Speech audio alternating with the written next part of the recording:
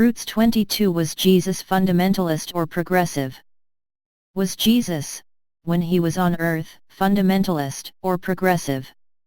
So, first of all, I would like to remind you what these two categories correspond to. They are categories that appeared, say, after May 68. A fundamentalist is someone who keeps the faith intact, and therefore fights for the integrity of the truth, the Catholic truth, the whole revelation, the totality of the faith as defined by the Church. Progressives, on the other hand, define themselves as people who are attentive to people, to human persons, and for whom dogma is less important than love of people. They are therefore people who exalt love. And in the name of love, they insist a lot on the fact that we are poor sinners and that we must therefore look with mercy. So the question is Jesus on the side of truth, or on the side of love? Well, the answer is simple.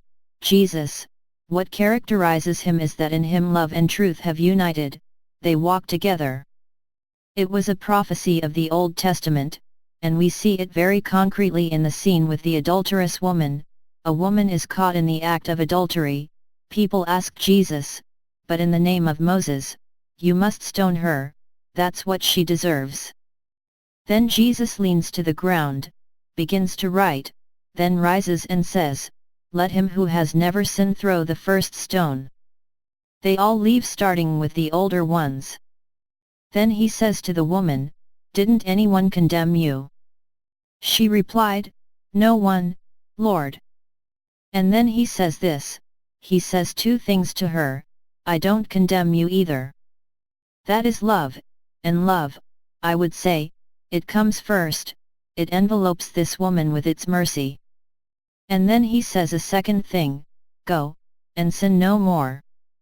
That is the truth, she has sinned, she has committed adultery, that sin perhaps with many mitigating circumstances, but he tells her the truth. Thus, love and truth are harmoniously united in him. In reality, I believe that whoever exalts love by forgetting the truth or whoever exalts the truth by forgetting love, is of the devil in the literal, etymological sense. Diabolos in Greek means the one that divides what God has united inseparably. When love is exalted by believing that they love by forgetting the truth, people are drowned, they no longer know what good and evil is and indulge in anything, and as the Bible says, he who falls into sin because the prophet has not told him the truth. Well, that person who has fallen will pay for his sin, but the prophet will pay for both, for not telling the truth and also for bringing down the other. Love without truth drowns people. Truth without love is when you say one thing, and say it coldly, you say it, I would say, in what you think is the truth, and you completely forget the mercy that must go with it. The case that struck me most was the story of a priest, from whom a lady came to ask for a mass for her daughter who had committed suicide, and the priest replied, I can't say mass, she's in hell. What does he know? He thinks he is telling a truth. He judges for God but he forgets God's love. And so, the truth without love is like a sword, it cuts, it kills, it cuts the flesh.